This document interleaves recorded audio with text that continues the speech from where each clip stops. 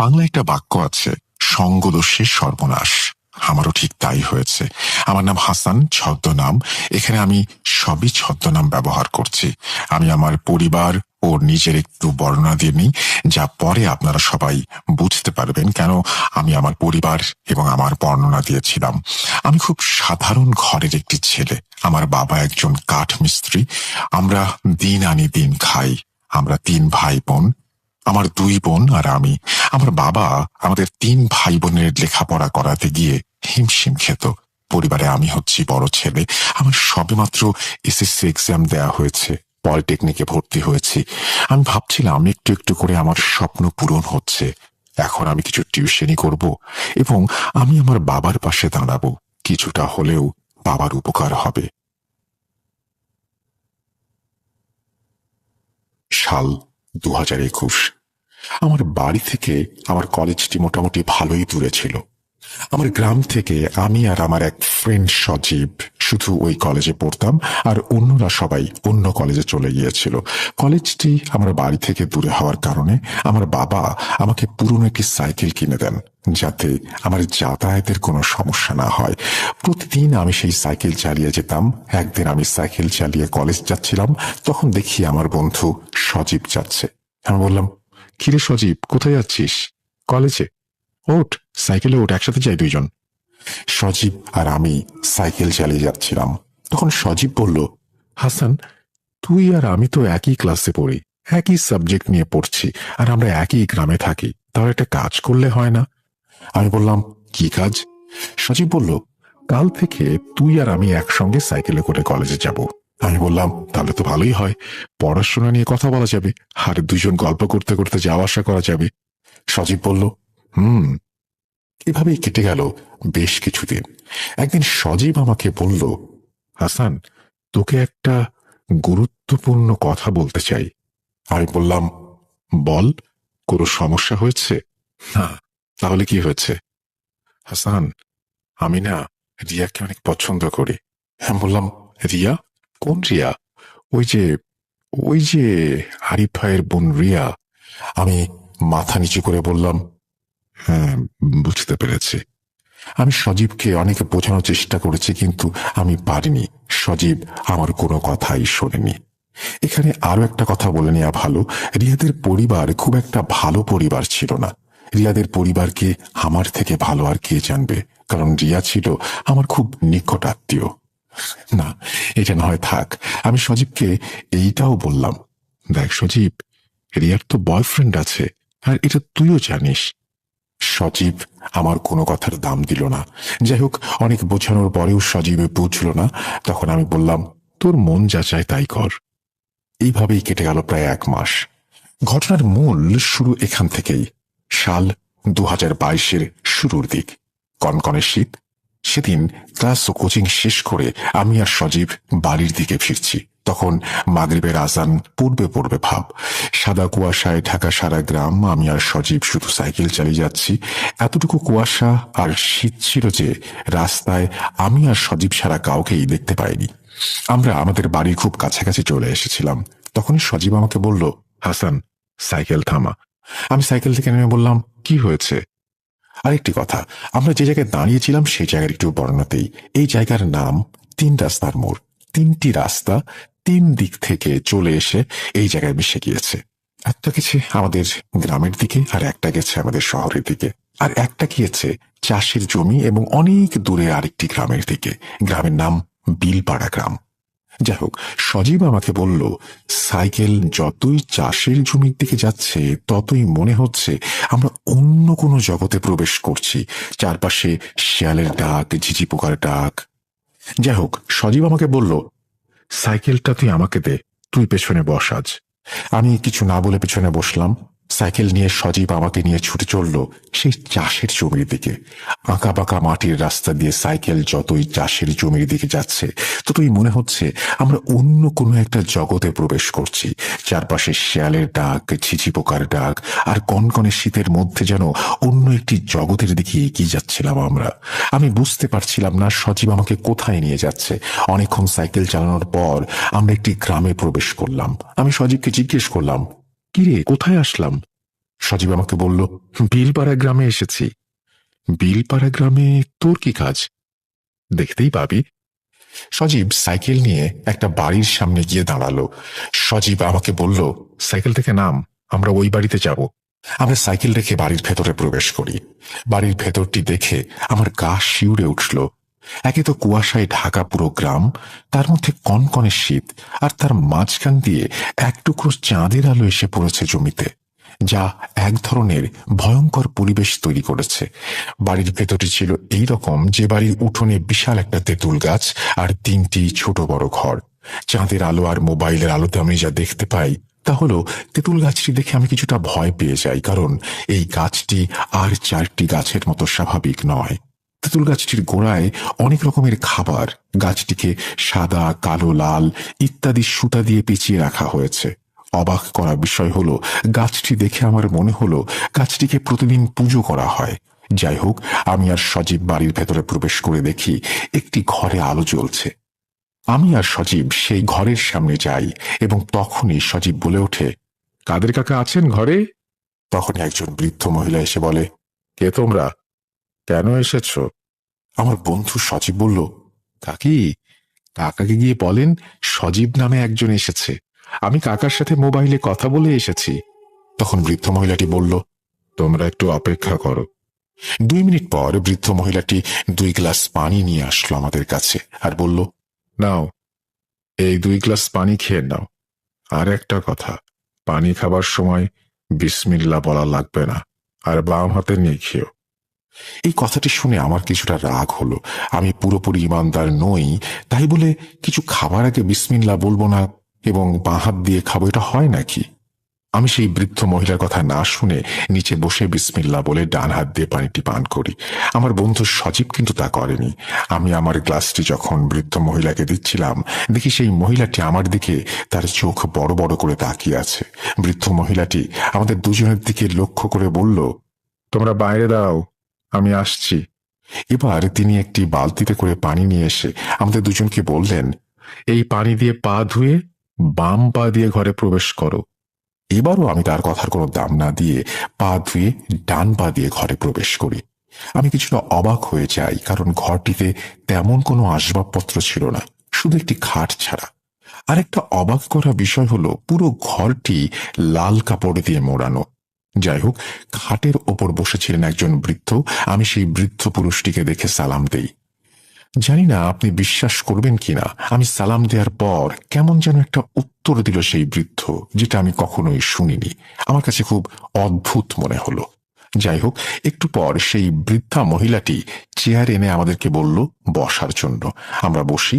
তখন সেই বৃদ্ধ পুরুষটি সজীবকে বলল, যা বলেছিলাম তা এনেছিস? সজীব তার পকেট থেকে একটি চিরকুট বের করে দিল বৃদ্ধকে। বৃদ্ধ কিছুক্ষণ সেই চিরকুটটি দেখল। তারপর বৃদ্ধটি বিছানা থেকে নেমে ঘরের এক কোণায় লাল কাপড় মোড়ানো একটা মাটির কলস থেকে 1 বোতল পানি নিয়ে আসলেন, আর চিরকুটটি দেখে কি যেন বিড়বিড় করে পানিতে ফোঁ দিতে লাগলেন। কিছুক্ষণ পর বৃদ্ধটি সজীবকে লক্ষ্য করে বলল, আমার হাদিয়া এনেছিস? সজীব বলল, হ্যাঁ, এনেছি। সজীব 1000 টাকার একটা নোট বাড়িয়ে দিল সেই বৃদ্ধের দিকে। বৃদ্ধটি টাকাটি নিয়ে সেই পানির বোতলটি সজীবকে দিল। সজীব পানির বোতলটি পেয়ে খুব খুশি হলো, যেন সে আনন্দে আত্মহারা। সেই বৃদ্ধটি সজীবকে বলল, আর শোন, সূর্য ডোবার পর যে কোনো সময় বাড়ির চারপাশে এই পানি ছিটিয়ে দিয়ে আসবি। সজীব হাসতে হাসতে বলল, তাহলে কি কাজ হয়ে যাবে? বৃদ্ধ পুরুষটি বলল, না, সবে 50% হবে, আরো 50% বাকি। তখন সজীবের হাসি মুখটি কেমন যেন কালো আঁধার হয়ে গেল। সেই বৃদ্ধটি সজীবকে বলল, আগে প্রথম কাজটি শেষ কর, পরে বাকিটা। প্রথম কাজ শেষ হওয়ার 1 সপ্তাহ পর 3টি জিনিস নিয়ে আমার সাথে দেখা করবি। সজীব বলল, কি 3টি জিনিস? বৃদ্ধ বলল, তার ব্যবহার করা কাপড়ের টুকরো, তার 2-1টি চুল, আর সে খেয়েছে এমন কোনো খাবারের একটি টুকরো। যা করার 1 সপ্তাহের মধ্যেই করতে হবে, আর এই সপ্তাহের মধ্যে যদি না হয় তাহলে আর কখনো হবে না। সজীব বৃদ্ধ লোকটিকে লক্ষ্য করে বলল, যেভাবেই হোক আমি 1 সপ্তাহের মধ্যে সবকিছু নিয়ে আসব। তখন লোকটি বলল, আনতে পারলে ভালো। তোর এই বন্ধুটি অনেক চালাক চতুর, এত চালাক চতুর হওয়া ভালো না। এই বলে বৃদ্ধ লোকটি আমাদেরকে চলে যেতে বলল আর বলল বাম পা দিয়ে বের হতে। সজীব বৃদ্ধ লোকটির কথা মেনে চলল, কিন্তু আমি মানতে পারিনি। আমি আর সজীব সাইকেল নিয়ে চললাম বাড়ির দিকে। আমার মনে তখন হাজারো প্রশ্ন উকি দিচ্ছে। কৌতূহল বশত আমি সজীবকে কিছু প্রশ্ন করলাম। কে সজীব, এই বৃদ্ধ কি কোনো কবিরাজ বা ওঝা? আর সবকিছুতেই বাম হাত বাম পা এসব ব্যবহার করার কথা বলছে কেন? এ কেমন মানুষ রে ভাই? আর এই বৃদ্ধের সাথে তোর কি কাজ? সজীব একটু হাসি দিয়ে আমাকে বলল, বন্ধু একটু থাম, আমি জানি তোর মনে অনেক প্রশ্ন, আমি তোকে সব বলবো। আমার বেস্ট ফ্রেন্ড বলে কথা। শোন, আমার পরিবারের বিপদ, তাই বাবা আমাকে এখানে পাঠিয়েছেন। এই কথা তুই কাউকে বলবি না, কি তোর বাবাকে কি তোর মাকেও না। আচ্ছা ঠিক আছে, কিন্তু বৃদ্ধ লোকটি যে তোর কাছে চুল কাপড় খাবারের টুকরো চাইলো, এগুলো কি জন্য? সজীব তোতলাতে তোতলাতে বলল, এইগুলো এমনি, আমি এত কিছু জানি না। আমি আর সজীবকে আর কিছু বলিনি। তখন আমার মনে অনেক প্রশ্ন উকি দিচ্ছিল। যাই হোক, আমাদের বাড়ির সামনে আমরা চলে এসেছি। সজীব আমাকে সাইকেল দিয়ে আমাকে বলল, বন্ধু কাউকে কিছু বলিস না। আমি বললাম, আরে সমস্যা নেই, আমি কাউকে কিছু বলবো না। সেই বলে সজীব তার বাড়ির দিকে চলে গেল আর আমি আমার বাড়ির দিকে চলে আসলাম। এভাবেই কেটে গেল প্রায় 6 থেকে 7 দিন। সেদিন ছিল শনিবার। আমি আর সজীব ক্লাসের কোচিং শেষ করে বাড়ি ফিরছিলাম। সজীব বলল, হাসান আজকে একটু বিলপাড়া যাওয়া লাগবে। আমি বললাম, আমি যাব না। সজীব নাছোড়বান্দা, আমাকে না নিয়ে এসে যাবে না, অনেক কাকুতি মিনতি করলো। তারপর আমি রাজি হই সেখানে যাবার জন্য, কিন্তু আমি সজীবকে একটা শর্ত দিই যে আমি বাড়ির ভেতরে প্রবেশ করব না। সজীব বলল, আচ্ছা ঠিক আছে। সজীব আর আমি সাইকেল নিয়ে ছুটলাম সেই বিলপাড়া গ্রামের উদ্দেশ্যে। চারপাশে শুধু চাষের জমি আর চাষের জমি। চাষের জমির মাঝখান দিয়ে ছোট্ট একটা রাস্তা, সেই রাস্তা দিয়ে ছুটে চলেছে আমাদের সাইকেলটি। অনেকক্ষণ সাইকেল চালানোর পর আমরা গিয়ে পৌঁছালাম বিলপাড়া গ্রামের ওই বাড়িতে। বাড়ির সামনে আসার পর আমি সজীবকে বললাম, তুই বাড়ির ভেতরে যা, আমি তোর জন্য বাইরে অপেক্ষা করছি। সজীব বলল, আচ্ছা ঠিক আছে, বলে বাড়ির ভেতরে প্রবেশ করলো। সজীব বাড়ির ভেতরে প্রবেশ করার পর আমি ভালো করে চারদিকটা দেখছিলাম। শ্রোতারা বিশ্বাস করবেন কিনা জানি না, এই আধুনিক যুগেও এই বাড়িটিতে কোনো আধুনিকতার বিন্দু মাত্র ছোঁয়া নেই, যেমন বিদ্যুৎ, টেলিভিশন ইত্যাদি। আরো অবাক করা বিষয় হলো, ছোট বড় ঘর আছে 3টি, তবে আমার চোখে মানুষ পড়েছে মাত্র 2জন। বৃদ্ধ বৃদ্ধা ছাড়া আমি কাউকে এখানে থাকতে দেখিনি। আর এই বাড়ির আশেপাশে কোনো বাড়িও ছিল না। এই বাড়িটি গ্রামের সর্বশেষ বাড়ি। তারপর শুধু বিল আর বিল। আমি বিলের দিকে তাকিয়ে শুধু ভাবছিলাম, কি করে এখানে 2জন মানুষ, তাও আবার বৃদ্ধ বৃদ্ধা, থাকতে পারেন। আমার মনে মনে অনেক খারাপ লাগছিল। তখনই হঠাৎ করে আমার কাঁধে কেউ যেন হাত রাখলো। আমি কিছুটা চমকে যাই, পেছনে তাকিয়ে দেখি আমার বন্ধু সজীব। সজীব আমাকে বলল, চল, তোকে ভেতরে ডাকছে। আমি বললাম, আমি ভেতরে যাব না, তোকে আগেই বলেছি, আর ওদের নিয়ম কানুন আমার ভালো লাগে না। তখন সজীব আমাকে বলল, বন্ধু আমরা তো এখানে আসবো না, আজকেই শেষ। তুই আমার বেস্ট ফ্রেন্ড, আমার আর আমার পরিবারের জন্য আরেকটু কষ্ট কর। আমি আর না করতে পারলাম না। আমি সজীবের সাথে বাড়ির ভেতরে প্রবেশ করি। প্রথম দিন আমি আর সজীব যেই ঘরে গিয়েছিলাম, আজকে আর আমাদেরকে সেই ঘরে নেয়নি। বৃদ্ধ মহিলাটি সজীবকে আর আমাকে বলল, আমার সাথে চল। মহিলাটি আমাদেরকে নিয়ে তেঁতুল গাছের গোড়ায় বড় একটি ঘরে নিয়ে যায়। যেই না আমি আর সজীব ঘরের ভেতরে প্রবেশ করেছি, তখনই বৃদ্ধ মহিলাটি একটু রাগান্বিত হয়ে আমাকে বলল, দাঁড়া, এত তাড়া কিসের? তোদের আগে পানি পান করাই, তারপর পা ধুয়ে ঘরে প্রবেশ করবি। এবার আমি একটু রাগান্বিত হয়ে বললাম, আমি বিসমিল্লা না বলে কিছু খেতে পারবো না, আর বাম পা বা বাম হাতও ব্যবহার করতে পারবো না। তখন আমার বন্ধু সজীব আমাকে শান্ত হওয়ার জন্য বলল। যাই হোক, আমরা ঘরে প্রবেশ করি। ঘরে প্রবেশ করে দেখি পুরো ঘর আগরবাতির ঘ্রাণে মোমো করছে, আর ঘরের চারপাশে হরেক রকমের মোমবাতি জ্বলছে। আর ঘরের এক পাশে একটি আসন করে চোখ বন্ধ করে বসে আছেন সেই বৃদ্ধ। বৃদ্ধ লোকটি আমাদের অস্তিত্ব বুঝতে পেরে সজীবকে উদ্দেশ্য করে বলল, কিরে, তোকে যা আনতে বলেছিলাম এনেছিস? উত্তরে সজীব বলল, হ্যাঁ আনতে পেরেছি। তখন বৃদ্ধ লোকটি বলল, কই দে দে, দেখি কি এনেছিস। সজীব বৃদ্ধ লোকটির দিকে লাল একটি কাপড়ের ব্যাগ এগিয়ে দেয়। তারপর বৃদ্ধ লোকটি ব্যাগ থেকে এক এক করে 3টি জিনিস বের করে। কিছু চুল, একটি ছোট কাপড়ের টুকরো, অর্ধেক খাওয়া একটি চিকেন ফ্রাই, আর এই তিনটি জিনিস দেখে বৃদ্ধ লোকটি একটা চিৎকার দিয়ে উঠল। আরে, এই তিনটি জিনিসকে একটি মাটির পাত্রে রাখতে বলেছে কে? শোন, আমি একটা কাজ শেষ করে আসছি। আর একটা কথা, ঘরের বাইরে যাই হয়ে যাক না কেন, তোরা কেউ ঘর থেকে বের হবি না।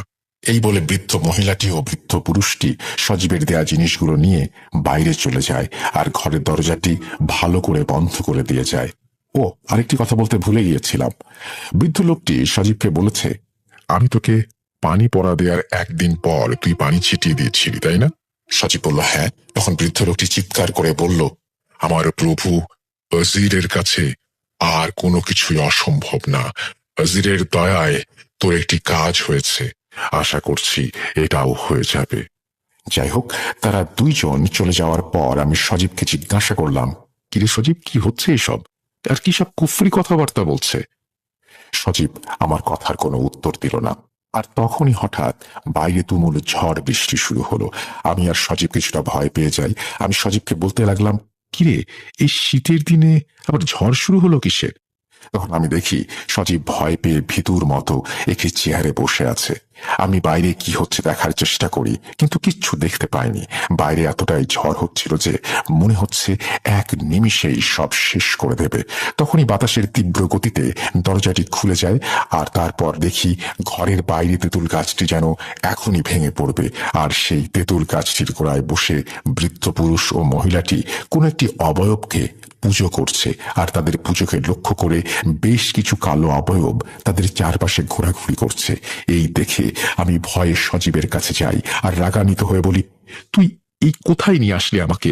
সজীব ভয়ে কিছু বলতে পারছিল না। এভাবে ঝড় চলল 15 থেকে 20 মিনিটের মতো। কিছুক্ষণ পর আমাদের মনে হলো ঝড় থেমে গেছে। তার কিছুক্ষণ পর আমরা দেখি আমাদের দরজাটি খুলেছে। ঘরে প্রবেশ করলো সেই বৃদ্ধ আর বৃদ্ধা। তারা আমাদের দুজনকে দেখে বলল, বিশেষ করে আমাকে লক্ষ্য করে বলল, কিরে, ভয় পেয়েছিস? এই বলে বৃদ্ধ লোকটি একটু হাসলো। বৃদ্ধ লোকটি হাসতে হাসতে তার আসনে গিয়ে বসলো আর বলল, সজীব, তোর কাজ হয়ে গেছে। তারপর সেই বৃদ্ধ লোকটি সজীবের দিকে দুইটি তাবিজ এগিয়ে দিয়ে বলল, শোন, এই তাবিজগুলো পড়ার নিয়ম, প্রথমে তোকে কাপড় চোপড় সবকিছু ছেড়ে দুইটি তাবিজ দুই জায়গায় পড়তে হবে, একটি বাম হাতে আর একটি তোর কোমরে। আর দ্বিতীয় নিয়ম হলো, সেটাতে কোনো কাপড় চোপড় ইউজ করা যাবে না। কি পারবি? সজীব বলল, আমি সব করতে পারবো। আমি বললাম, কিরে সজীব, তুই পাগল হয়ে গেলি নাকি? সজীব আমাকে ধমকের সুরে বলল, তুই চুপ থাক। সজীবের কাছে আমি এরকম ব্যবহার আশা করিনি। যাই হোক, আমি আর সজীব তাদের কাছ থেকে বিদায় নিয়ে চলে আসব, তখনই সেই বৃদ্ধ লোকটি বলে উঠল, বাম পা দিয়ে বের হ। আর শোন, তাবিজ দুটো বাঁধার আগে তেঁতুল গাছের গোড়া থেকে দুটি সুতো নিয়ে যা, একটি লাল আর একটি কালো। সজীব উত্তরে বলল, আচ্ছা ঠিক আছে। এই বলে সজীব আর আমি ঘর থেকে বের হয়ে যেই না তেঁতুল গাছের গোড়ায় যাই, আমার আত্মারাম খাঁচা ছাড়া হয়ে যায়। দেখি গোড়ায় বেঁধে রাখা হয়েছে একটি মুরগি, একটি কোয়েল পাখি, একটি কবুতরের বাচ্চা ও একটি কুঁচে সাপ, আরো কিছু মুরগির মাথা, সিঁদুর ইত্যাদি। কি ভয়ানক দৃশ্য! এইসব দৃশ্য দেখে সজীবকে বললাম, কিরে, এসব তো কুফরি কালামের নমুনা। সজীব একটু মুচকি হেসে বলল, আরে না, কাদির কাকা অনেক ভালো মানুষ। হ্যাঁ হ্যাঁ, তা তো দেখতেই পাচ্ছি। তখনই ঘরের ভেতর থেকে সেই বৃদ্ধ লোকটি বলে উঠল, কিরে, নিতে পেরেছিস? সজীব বলল, জি, পেরেছি। তারপর সেই বৃদ্ধ লোকটি বলল, এখন এখান থেকে তাড়াতাড়ি চলে যা, অনেক রাত হয়েছে। আর আমার টাকার কথা বলিস না যেন। এই বলে বৃদ্ধ লোকটি থেমে যায়। আমি আর সজীব লাল সুতো, কালো সুতো আর তাবিজ নিয়ে রওনা হলাম। বাড়ি আসতে আসতে আমি সজীবকে অনেক প্রশ্ন করি, আর উত্তরে সজীব বলে পরিবারের অনেক বিপদ, তাই সে এমন কাজ করেছে। এই বিষয়টি পাঁচ কান করতে চায় না সে। আমি সব শুনে আর কথা বাড়ালাম না, কারণ এমনি অনেক দেরি হয়ে গেছে। তার মধ্যে বাড়ি থেকে বারবার ফোন আসছে। যথারীতি আমরা বাড়ি চলে আসি। এভাবে কেটে গেল এক সপ্তাহ। একদিন আমি আর সজীব কলেজের মাঠে বসে আছি। হঠাৎ আমাদের সামনে আসলো রিয়া। সজীব রিয়াকে অনেক পছন্দ করে, কিন্তু রিয়া পছন্দ করত আরেকজন ছেলেকে, আর সজীবকে সে দেখতে পারত না। আমি সজীবের সাথে চলি বলে রিয়া মাঝে মাঝে আমাকে কথা শোনাতো। যাই হোক, রিয়াকে দেখে সজীব তো অবাক। রিয়া মাঝে মাঝেই আমার কাছ থেকে কিছু নোটবুক নিত। আমি মনে করলাম হয়তো সে নোটবুকের জন্য এসেছে। আমি যেই না রিয়াকে জিজ্ঞেস করব, রিয়া কিছু লাগবে, তখনই রিয়া বলল, সজীব, তোমার সাথে আমার কথা আছে, চলো আমার সাথে। সজীব আর রিয়া চলে যাচ্ছিল। তখন সজীব ঘাড় ঘুরিয়ে আমার দিকে তাকিয়ে একটু হাসি দিল। আমি জানতাম যে সজীবের সাথে এটাই আমার শেষ দেখা, শেষ কথা, শেষ চলা। কি ভাবছেন, সজীব মারা গিয়েছে? না, সজীব মারা যায়নি। ওই দিনের পর থেকে সজীব আর আমার একসাথে কলেজে যাওয়া হয়নি, কথাও বলা হয়নি, সজীবের সাথে তেমন দেখাও হয়নি। প্রিয় শ্রোতা, আপনারা নিশ্চয়ই বুঝতে পারছেন আমি কেন বলেছিলাম সঙ্গদোষে সর্বনাশ। এখন আমি যতটুকু বলবো তার অর্ধেক বলবো, আর অর্ধেক বলবে আমার খালাতো ভাই রাকিব। যাই হোক, এভাবে কেটে গেল প্রায় 1 মাস। সজীবের সাথে আমার কথা হয়নি, আমিও নিজে সজীবের সাথে কখনো দেখা করতে যাইনি। একদিন আমি কলেজের মাঠে বসে আছি আর ভাবছি, সজীব তো আমার বেস্ট ফ্রেন্ড ছিল, আমার বিপদে সে আসতো, আমি তার বিপদে যেতাম। আজ এমন কি হলো যে সজীব আমার সাথে আর কথা বলে না? তখনই আমার এক ক্লাসমেট আমাকে এসে বলল, হাসান, কিছু শুনেছিস? আমি বললাম, কি শুনবো, কি হয়েছে? তখন আমার ক্লাসমেট বলল, সজীবের সাথে রিয়ার তো ভালো একটা সম্পর্ক গড়ে উঠেছে। আমি একটু মুচকি হেসে বললাম, মানুষের মন কখন যে কোন দিকে যায়। যাই হোক, আমি ক্লাস ও কোচিং শেষ করে বাড়ি ফিরছিলাম। যদি ভুল না করে থাকি, সেদিন ছিল শনিবার, 15/3/2022। আমি যখন আমাদের বাড়ির 3 রাস্তার মোড়ের খুব কাছাকাছি, তখনই দেখি কেউ একজন আমাকে ইশারা করে সাইকেল থামানোর জন্য বলছে। আমি 3 রাস্তার মোড়ে সাইকেলটা দাঁড় করাই, আর সেই বিলপাড়া গ্রামের বৃদ্ধ লোকটি, সেই লোকটিকে দেখে আমি সালাম দিই, কিন্তু তিনি আমার সালামের কোনো উত্তর না দিয়ে আমাকে বললেন, টাকা কোথায়? এই পর্যন্ত আমার টাকা কেউ মেরে দিতে পারেনি, তুইও পারবি না। তোর প্রতি আমার একটু মায়া হলো বলে আমি নিজেই তোর কাছে আসলাম, আর আমি কখনো কারো কাছ থেকে চেয়ে কোনো কিছু নেই না। টাকাগুলো দে, আমি চলে যাই। বৃদ্ধ লোকটির সব পাগলামি কথাবার্তা শুনে আমি কিছুটা রাগান্বিত হয়ে যাই আর বলি, কি আজে বাজে কথা বলছেন? আমি কেন আপনাকে টাকা দেব, আর আপনি আমাকে কেন এসব বলছেন? বৃদ্ধ লোকটি আমাকে বলল, আমি জানি না, আমার টাকা তোর কাছেই আছে, ভালো করে বলছি, টাকা দিয়ে দে। তখন আমি বললাম, আপনার কোনো প্রকারের টাকা পয়সা আমার কাছে নেই। সজীব কি আপনাকে টাকা দেয়নি? তখন বৃদ্ধ লোকটি রাগান্বিত হয়ে বলল, তোরা দুইজন আমার সাথে মজা করছিস, তাই না? এই বলেই বৃদ্ধ লোকটি আমার মাথার চুলের মুষ্টি ধরল, এত জোরে ধরল যে আমার মনে হচ্ছিল আমার মাথার সব চুল ছিঁড়ে চলে আসবে। আমি বৃদ্ধ লোকটিকে পাগল বলে ধাক্কা মারি। তিনি আমার থেকে কিছুটা দূরে সরে যান। সেই বৃদ্ধ লোকটি অন্য কোনো ভাষায় আমাকে কিছু একটা বলে চলে যান বিলপাড়ার দিকে। আমি আমার মাথায় হাত দিয়ে দেখি বেশ কিছু চুল ছিঁড়ে গিয়েছে। আমি তখনই সজীবের বাড়ির দিকে রওনা হলাম। আমি সজীবকে বাড়িতে পাইনি। প্রিয় শ্রোতা ও রাসেল ভাই, আমি জানতাম যে আজকের পর আমার জীবন এখানেই থেমে যাবে। সংক্ষিপ্ত আকারে আমি আমার বর্ণনা দিই আমার সাথে কি হয়েছিল। আমি বাড়ি আসার পর অনেক অসুস্থ হয়ে পড়ি। এতটাই অসুস্থ হয়ে পড়ি যে আমাকে 3 মাস হসপিটালের বেডে কাটাতে হয়, এবং তারপর আমি সুস্থ হইনি। তারপর কি হয়েছিল তা বলবে আমার খালাতো ভাই রাকিব। হাসানকে 3 মাস হসপিটালে রাখার পরেও হাসান সুস্থ হচ্ছিল না, আর আমরা টাকা পয়সার দিক থেকেও দুর্বল হয়ে পড়ছিলাম। আশা করি আপনারা সবাই জানেন, হাসানের বাবা ছোটখাটো কাজ করত। যাই হোক, হাসান সুস্থ হচ্ছিল বলে আমরা হাসানকে আমাদের বাড়িতে নিয়ে আসি, অর্থাৎ হাসানদের বাড়িতে। বাড়ি আনার পর শুরু হলো হাসানের আর এক সমস্যা। তা হলো, হাসান অনেক পাগলামি করতে লাগলো, যেমন ফাঁসি নেয়া, নিজের হাত পা কেটে ফেলা, কাউকে দেখলে মারধর করা, ইত্যাদি ইত্যাদি। তারপর হাসানের বাবা হাসানকে নিয়ে যায় মেন্টাল হসপিটালে। ডক্টর হাসানের ব্যবহার বা পরিস্থিতি দেখে বলল, হাসানকে এখানে কিছুদিন রাখতে হবে, তার অবস্থা বেশি ভালো না। হাসানের বাবা হ্যাঁ বলে 2 চোখ মুছতে মুছতে হসপিটাল থেকে বেরিয়ে গেল। আমরা সবাই জানি, ঘরের বড় ছেলের ওপর বাবা মার একটা আশা থাকে। হাসানের বাবা মারও তাই ছিল। যাই হোক, মানসিক হাসপাতালে 1 সপ্তাহ 2 সপ্তাহ করতে করতে কেটে যায় 3 মাস। তাও হাসান সুস্থ হচ্ছিল না। হাসানের চিকিৎসা করতে গিয়ে হাসানের বাবা তাদের ভিটে বিক্রি করে দেয়। তবু হাল ছাড়েনি। একসময় মানসিক হাসপাতাল থেকে হাসানকে বাড়িতে পাঠিয়ে দেয়া হয়, কারণ হাসানের অবস্থা খুবই খারাপের দিকে যাচ্ছিল। হাসান খাবার খেত না, আর একটি কষ্টদায়ক কথা হলো, হাসান পঙ্গু হয়ে যায়। ডাক্তার বলেন, হাসানের রক্তশূন্যতার কারণে হাত পায়ের রগ শুকিয়ে যাওয়ার কারণে সে পঙ্গু হয়ে গিয়েছে। আরেকটি কথা বলতে ভুলে গিয়েছিলাম, হাসানকে অনেক হুজুর কবিরাজও দেখানো হয়েছে, কেউ কিছু বলতে পারল না, হাসানের সমাধান দিতে পারল না। হাসানকে মানসিক হাসপাতাল থেকে পাঠিয়ে দেওয়ার পর সে বিছানায় শুয়ে শুধুমাত্র মৃত্যুর দিন গুনছে। আমরা আমাদের সামর্থ্য মতো যতটুকু পেরেছি তা করেছি, কিন্তু আমরা একটা সময় আর পারিনি। আমরা হাসানের আশা ছেড়ে দেই। তখনই আমরা আশার আলো দেখতে পাই। বাংলায় একটি কথা আছে, রাখে আল্লাহ মারেকে। হঠাৎ আমাদের গ্রামে বাংলাদেশের নাম করা এক হুজুর আসেন ওয়াজ মাহফিলে। গ্রামের অনেকেই বলা বলি করছিল এই হুজুর নাকি অনেক বড় মাপের আলেম, তিনি অনেক কিছুর সমাধান করতে পারেন। এই কথা শুনে আমি আর হাসানের বাবা চলে যাই সেই হুজুরের কাছে। হুজুরের মাহফিল শেষ হলে আমরা হুজুরের সাথে কথা বলি। হুজুর বলেন, আমি তো এখন যেতে পারবো না, আমার আরেক জায়গায় ওয়াজ মাহফিলে যেতে হবে। গ্রামের মানুষ ও আমাদের কাকুতি মিনতি দেখে হুজুর হাসানকে এক নজর দেখতে আসেন। হুজুর বাড়ির ভেতরে প্রবেশ করেই বললেন, এই বাড়িতে একটা আড্ডাখানা হয়ে গিয়েছে, কিভাবে আছেন এই বাড়িতে? এই বলে হুজুর হাসানের ঘরে প্রবেশ করে। হুজুর হাসানকে দেখেই আল্লাহু আকবার বলে চিৎকার দিয়ে ওঠেন। বলেন, এই ছেলে এখনো জীবিত আছে কিভাবে তা আল্লাহই ভালো জানেন। হাসানের বাবা জিজ্ঞেস করেন, হুজুর কি হয়েছে আমার ছেলের? হুজুর যা বলেন তা শোনার জন্য হয়তো হাসানের বাবা মা কেউই প্রস্তুত ছিলেন না। হুজুর বলেন, তার উপর অনেক খারাপ ধরনের কালো জাদু করা হয়েছে। কালো জাদুর কিছু ভাগ আছে। হাসানের উপর করা হয়েছে খুব নিকৃষ্ট এবং নাপাকি জিনের সর্দার দ্বারা করানো কোনো জাদু।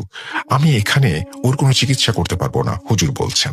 হাসানকে শুক্রবার সকালে আমার মাদ্রাসায় নিয়ে আসবেন। হুজুরের কথা মতো আমরা শুক্রবার সকালে হুজুরের মাদ্রাসায় চলে যাই হাসানকে নিয়ে। হুজুর হাসানকে দেখে বললেন, সে বসতে পারবে না, তাই তাকে এখানে শুইয়ে দিন। তারপর হুজুর হাসানের চারপাশে একটা গোল বৃত্ত এঁকে দিলেন। তারপর ছোট বড় মোট 15 জন হুজুর নিয়ে শুরু হলো হাসানের রুকাইয়া। আমরা তখন বাইরে দাঁড়িয়েছিলাম। আমরা অনেক কিছুর আওয়াজ শুনতে পাই এবং অনেক কিছুর ধস্তাধস্তির শব্দ শুনতে পাই। যাই হোক, রুকাইয়া চলে প্রায় 1 ঘন্টা। কিছুক্ষণ পর হুজুর ঘর থেকে বেরিয়ে আসেন আর আমাদেরকে যা বলেন তা শোনার জন্য আমরা মোটেও প্রস্তুত ছিলাম না। বলছেন, আমি তো আগেই বলেছিলাম হাসানকে কালো জাদু করা হয়েছে। আর হাসানের উপর যে কালো জাদু করা হয়েছে তা সাধারণ কেউ করতে পারবে না, কারণ এই জিনকে পেতে হলে মানুষ কুরবান করতে হয়। আর হাসানকে যেই কবিরাজ কালো জাদু করেছে সে তার তিনজন ছেলে মেয়েকে কোরবান করেছে সেই জিনকে পাওয়ার জন্য। আর এই জিনের আছে অলৌকিক অনেক ক্ষমতা, যা অন্য কোনো জিন কখনো করতে পারে না। অন্য জিনের সেই ক্ষমতা থাকে না। আর এই জিন হচ্ছে সর্দার জিন। আর জিনও বারবার ফিরে আসছিল, কারণ কবিরাজের জিনগুলো ছিল নাপাক এবং পোশাকবিহীন। আপনারা জানেন কি কেন হাসানকে কালো জাদু করা হয়েছে? হাসান আর হাসানের এক বন্ধু একটি মেয়ের ওপর কালো জাদু করার জন্য যে কবিরাজের কাছে গিয়েছিল, কবিরাজ কিছু টাকার জন্য সেই কালো জাদুটি উল্টে হাসানের ওপর করে। হাসান আর তার বন্ধু কবিরাজকে বলেন, যদি আপনি জাদুর কাজ করে দেন, আমি সেই মেয়েকে পাই, তাহলে আপনাকে আমি সব টাকা, অর্থাৎ আমার সব টাকা দিয়ে দেব, এবং কাজ না হলে কোনো টাকা পয়সা আমি দেব না। কবিরাজের কালো জাদু কাজ করে, কিন্তু কবিরাজকে কোনো টাকা পয়সা দেয় না। কবিরাজ অনেকদিন হাসানের বন্ধুর কাছে গিয়েছিল, কিন্তু সে টাকা দেয়নি। আর সে বলে, আমি টাকা অনেক আগে হাসানকে দিয়েছি, আপনি তার কাছ থেকে নিয়ে নেন। তারপর থেকে কবিরাজ হাসানকে খুঁজতে থাকে, আর একদিন হাসানের সাথে দেখা হয়ে যায়। সেই কবিরাজ হাসানকে তার টাকা দেওয়ার জন্য চাপ প্রয়োগ করে। হাসান তো কিছুই বুঝতে পারে না। সেইখান থেকেই হুজুরের ক্ষোভ এবং তার থেকেই হাসানের প্রতি এই নিকৃষ্ট প্রতিশোধ, এবং হাসান পড়ে যায় বিপদে। হায় রে মানুষ! এই বলে হুজুর থামেন। ঘটনাটি অনেক বড় হয়ে গিয়েছে, তার জন্য আমাকে মাফ করবেন। আসলে স্বপ্ন অনেক ছোট হয়, কিন্তু বাস্তব অনেক বড়। হাসান এখন মোটামুটি সুস্থ, তবে সে আর কোনোদিন দাঁড়াতে পারবে না। আশা করি আপনারা সবাই বুঝতে পেরেছেন আমি প্রথমে কেন বলেছিলাম সঙ্গ দোষে সর্বনাশ। সজীব ও রিয়ার কয়েক মাস হলো বিয়ে হয়েছে, তাদের জন্য সবাই দোয়া করবেন। আমি জানি সজীব আমার জীবন নষ্ট করে দিয়েছে। আবারও হাসান বলছেন এই কথাগুলো। আমি আল্লাহর কাছে তার বিচার চাই, আর আমার জন্য দোয়া করবেন। অনেকেই হয়তো বলবেন, সজীবের বিরুদ্ধে পদক্ষেপ কেন নেয়নি? আসলে তার পরিবার ছিল এলাকার মাথা, আর আমরা চাইলেও কিচ্ছু করতে পারবো না। আরেকটা কথা বলে আমি শেষ করব, তা হলো, না জেনে না বুঝে কোনো বন্ধু বান্ধবের সাথে যোগ দেবেন না। সেই বৃদ্ধ কবিরাজের বিষয়ে আমরা অনেক কিছু জেনেছি, ইনশাল্লাহ অন্য একদিন বলবো। এই বলে তিনি তার ঘটনা শেষ করেছেন। আশা করছি তার এই ঘটনাটি আপনাদেরও ভালো লেগেছে। যদি ভালো লেগে থাকে অবশ্যই আমাদেরকে জানাবেন, যদি ভালো না লেগে থাকে তাও আমাদেরকে জানাবেন। আমরা চলে যাব আমাদের পরবর্তী ঘটনায়।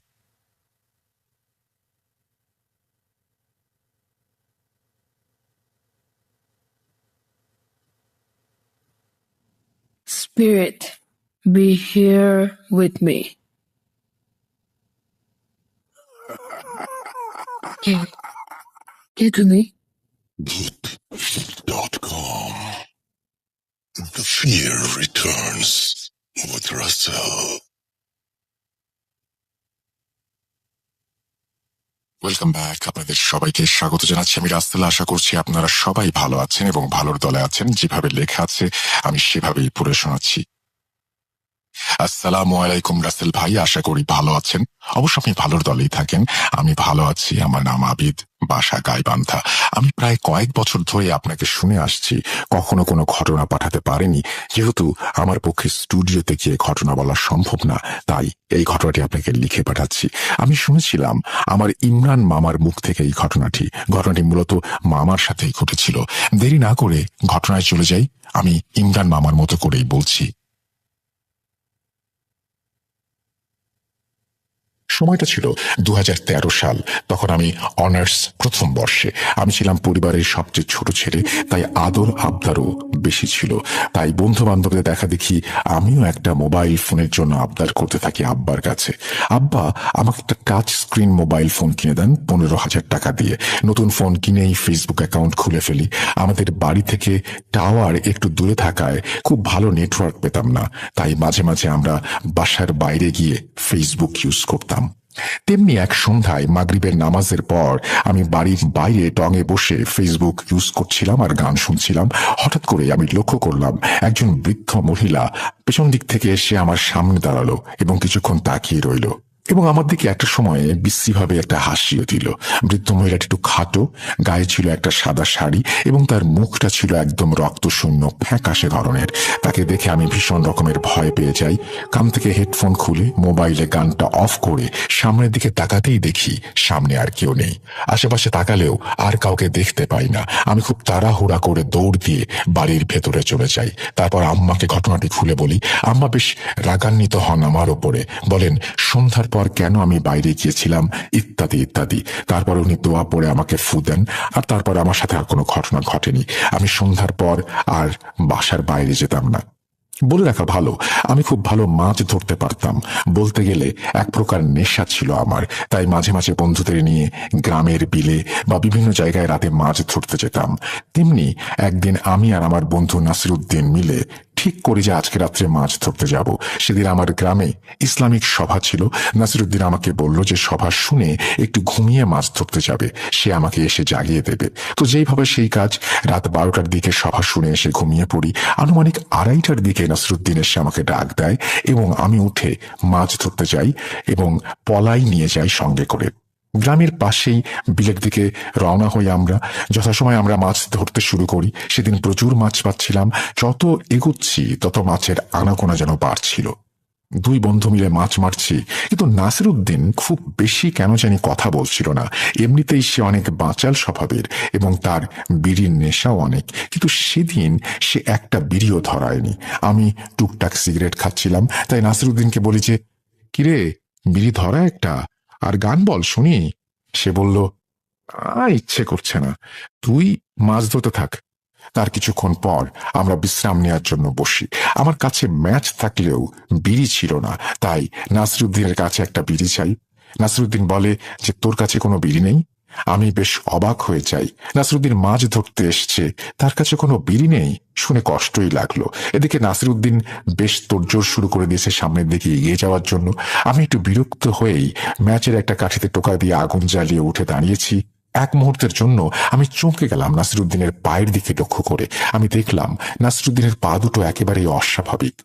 নাসিরুদ্দিন বেশ ভালো রকমের বিরক্তি নিয়েই পেছনে ফিরে বলল, কিরে বিড়ি নাই, কিছু নাই, অথচ ম্যাচ জ্বালাচ্ছিস কেন? চল সামনে তাড়াতাড়ি চল। ততক্ষণে আমার মেরুদণ্ড দিয়ে শীতল স্রোত বয়ে গেছে। 5 সেকেন্ডের ম্যাচের কাঠির আলোয় যা দেখেছি সেটা কোনোভাবেই মনের ভুল হতে পারে না। আমি ততক্ষণে বুঝে গিয়েছি বিশাল বড় কোনো একটা বিপদের ভেতরে পড়তে যাচ্ছি আমি। সামনের ব্যক্তিটি নাসিরুদ্দিন নয়, বরং কোনো খারাপ জিন। ভয়ে আমার দম বন্ধ হয়ে যাওয়ার উপক্রম। তারপরে যত তাড়াতাড়ি সম্ভব নিজেকে একটু সামলে নেয়ার চেষ্টা করি এবং নিজেকে বুঝাই যে সে যেন কোনোভাবেই বুঝতে না পারে এমন কিছু আমাকে করতে হবে। হয়তো জীবন নিয়ে না হলে ফেরা সম্ভব হবে না। এদিকে সামনে থেকে সে আমাকে বলল, কিরে আর কত দেরি করবি?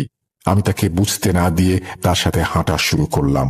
ততক্ষণে বিলের মাঝামাঝি এসে গিয়েছি। আর একটু হাঁটলেই পানির গভীরতা ধীরে ধীরে বাড়তে শুরু করবে। আমি বললাম, কিরে, আজ তো অনেক মাছ ধরলাম, আর কত ধরবি, এবার বাড়ি চল। নাসিরুদ্দিন বলল, এই তো মাত্র কয়েকটা মাছ, আজ যেহেতু অনেক মাছ তাই আরো ধরবো। এদিকে আমিও অনেকটা দিশেহারা হয়ে যাচ্ছিলাম। তাকে বললাম, দাঁড়া, একটু বিশ্রাম নেব, খুব ক্লান্ত লাগছে। সে বিরক্ত স্বরে বলল, আরে চল তো, কোনো ক্লান্ত লাগবে না, সামনে চল তাড়াতাড়ি। আমি বললাম, আর পারবো না রে ভাই, বাড়ি যাব, অনেকক্ষণ তো হলো, মাছের ব্যাগও ভর্তি হয়ে গেছে। সেবার মহাবিরক্তি নিয়ে বলল, এত বাড়াবাড়ি করছিস কেন? মাছ ধরতে কি সমস্যা তোর? দেখছিস না কত মাছ? এদিকে আমিও সময় পার করার জন্য এটা সেটা বলছিলাম, তর্ক করছিলাম, এবং কিছুটা সময় পারও করতে পারলাম। কিন্তু ভোর হতে তখন অনেক দেরি, আজান হতে অনেকটা সময় বাকি। আমি বুঝতে পারছিলাম যদি আজান না হয় তাহলে আমার জীবনে আজকে ভয়াবহ কিছু একটা অপেক্ষা করছে। এদিকে নাসিরুদ্দিন রুপি জিনটাও সম্ভবত কিছুটা আন্দাজ করতে পেরেছিল যে আমি হয়তো কিছু বুঝে গেছি। এবার সে রাগের স্বরে আর মোটা গলায় আমাকে বলতে লাগলো, চল চল বলছি, ইমরান, আমাকে রাগাবি না একদম। এবারে আমি একেবারেই ভেঙে পড়লাম এবং যত দোয়া দুরুদ জানি সব পড়তে শুরু করলাম। এদিকে আমার বাড়িতে মা তাহাজ্জুদে নামাজ পড়তেন বিধায় অনেক আগেই ঘুম থেকে উঠেছেন। ঘুম থেকে ওঠার আগ মুহূর্তে তন্দ্রা অবস্থায় মা একটা ছোট্ট দুঃস্বপ্ন দেখেছেন। তিনি স্বপ্নে দেখেন যে একটা কুয়োর মধ্যে আমি পড়ে গেছি এবং আর্তনাদ করছি, এবং সেই কুয়োটা আস্তে আস্তে ছোট হয়ে আসছে। মা চেষ্টা করছিলেন কুয়োটার কাছে যাওয়ার জন্য, কিন্তু কোনোভাবেই তার কাছে তিনি যেতে পারছিলেন না। তিনি যতবার এগুচ্ছিলেন ততবারই বাতাসের ধাক্কায় পড়ে যাচ্ছিলেন। ঠিক তখনই তার তন্দ্রা ভাবটি কেটে যায়। তিনি উঠে দ্রুত আমার রুমে চলে আসেন এবং দেখেন আমি বিছানায় নেই। মা খুবই চিন্তিত হয়ে পড়েন। আমি সচরাচর রাতে মাছ ধরি সেটা তিনি জানতেন, কিন্তু রাত 12টার আগে আমি চলে আসি এটাও তিনি জানতেন। আমার বন্ধুরা বা আমার চাচাতো ভাইরা থাকায় তিনি কিছু বলতেন না। তিনি দ্রুত চাচির কাছে যান এবং তাকে ডেকে তুলে বলেন আমার চাচাতো ভাইরা মাছ ধরতে গেছে কিনা। চাচি বলেন, তারা তো কেউ মাছ ধরতে যায়নি, তারা সভা থেকে এসে ঘুমিয়েছে। এবার আমার মা ভয় পেয়ে যান। তিনি আমার বড় বোন তাকে উঠান। আব্বা বাড়িতে ছিলেন না, তিনি ব্যবসার কাজে বাইরে ছিলেন। মা আর বড় আপা উজু করে দ্রুত নামাজে বসে পড়েন। মা সিজদায় পড়ে কান্নাকাটি করতে থাকেন আর আল্লাহর কাছে আমার সুস্থতার জন্য বলতে থাকেন।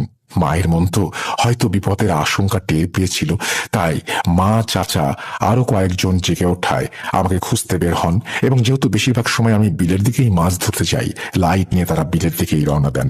এদিকে ততক্ষণে ভয়ে কাঠ হয়ে আমি দাঁড়িয়ে আছি। নাসিরুদ্দিনের চেহারা ততক্ষণে পরিবর্তিত হতে শুরু করেছে, সে ভয়ানক আকার ধারণ করতে শুরু করেছে। নাসিরুদ্দিনের জায়গায় আস্তে আস্তে একটা কালো ছায়া কিংবা অবয়ব কিছু একটা এরকম দেখতে পাচ্ছি। আমি তখন মৃত্যু ভয়ে কাঁপছি, মাথায় কোনো সূরা আসছে না। হঠাৎ কালো অবয়ব ভারী মোটা গলায় বলল, বাঁচবি না তুই, আজ শেষ করে ফেলবো। টের পেয়েছিস যখন, মরার জন্য প্রস্তুত হ। আমিও শেষবারের মতো বাঁচার কথা ভাবলাম। আর কোনো কিছু না ভেবেই পেছন ফিরে দিলাম দৌড়। অল্প পানি হলেও দৌড়াতে বেশ কষ্ট হচ্ছিল আমার, তারপরেও জীবনের মায়া বড় মায়া। এদিকে পেছন থেকে শোঁ শোঁ শব্দ আসছিল, যেন ঝড় বইছে, আর ভয়ঙ্কর হুঙ্কার তো আছেই।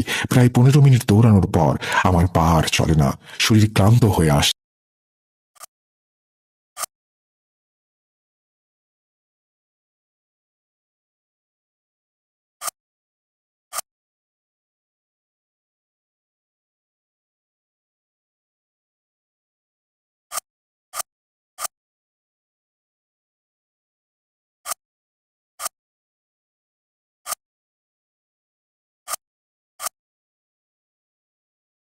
Welcome to the match. This is a crucial win game for both teams. The match has begun. Losing possession. Position at the back post. Good ball movement and a decent position here. Good call by the assistant referee. There is no doubt in that occasion he is absolutely offside. Fails to keep the ball.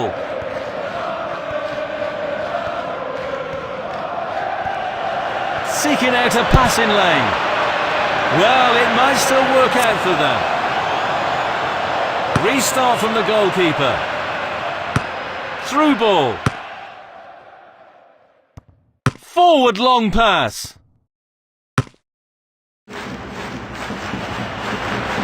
That was an amazing save.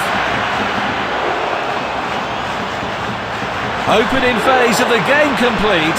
Promising signs from both sides.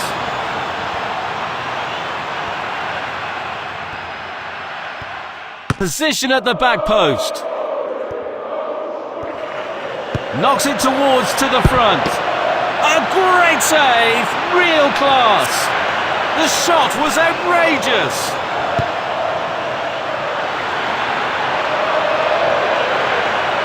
Looking for an opening with some good control build-up. Can they slot it home? Nice one!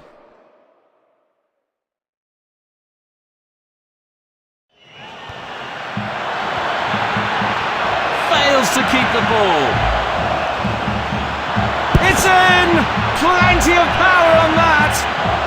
Great power, but poor direction. Looking to find space. Heavy shot! Sensational stop from the keeper! Oh, so close!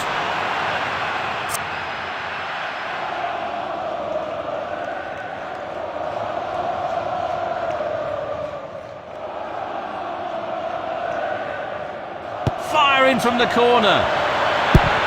What brilliant anticipation from the goalkeeper!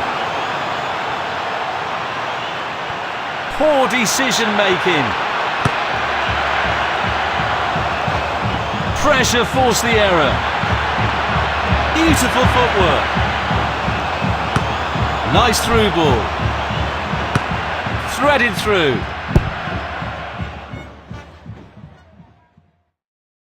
Heavy shot.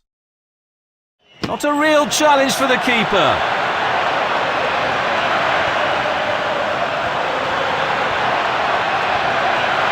Knocks it towards to the front.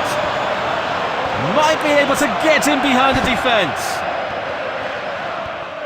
Carrying the ball forward. Fails to keep the ball.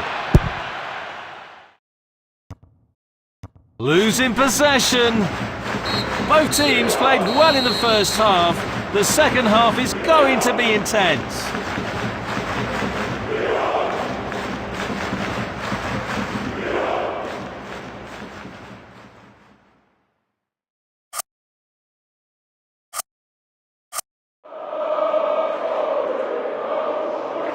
The two teams have swapped sides, and we are now ready for the second half. Tactically quite clear what they're doing, trying to get right on top of their opponents. Position at the back post. Here's the delivery. Striking from long range. Denied by the keeper. Impressive.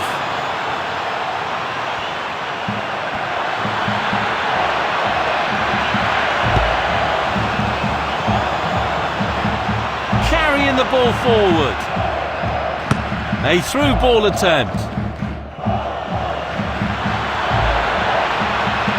Aim forward, looks to thread it through.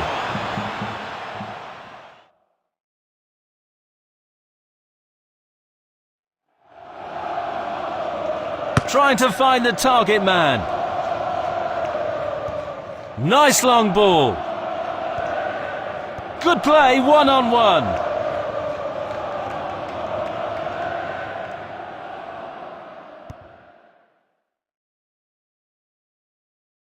Losing possession. It's in! Plenty of power on that!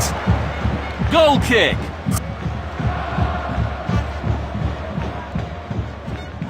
Restart from the goalkeeper.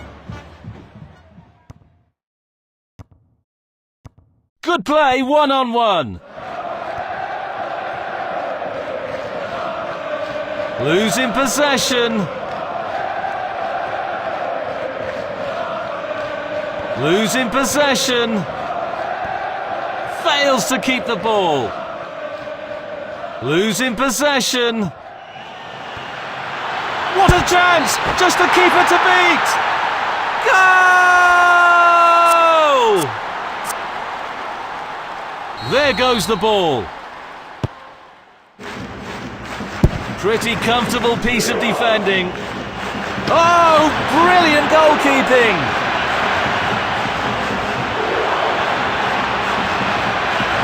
Beautiful footwork. Carrying the ball forward.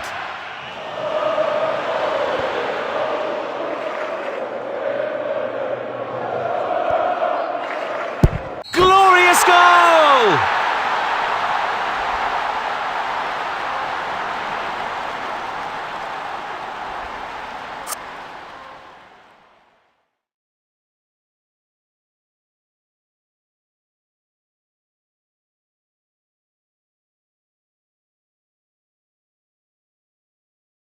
Again!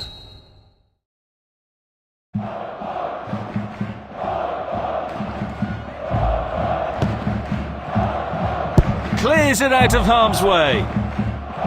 What an amazing save! The keeper just saved the team!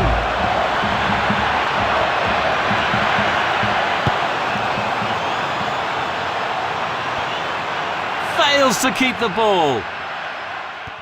Carrying the ball forward.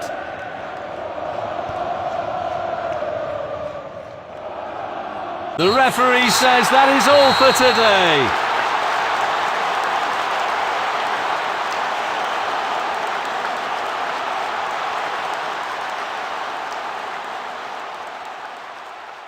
Today's game has come to an end. It was a fantastic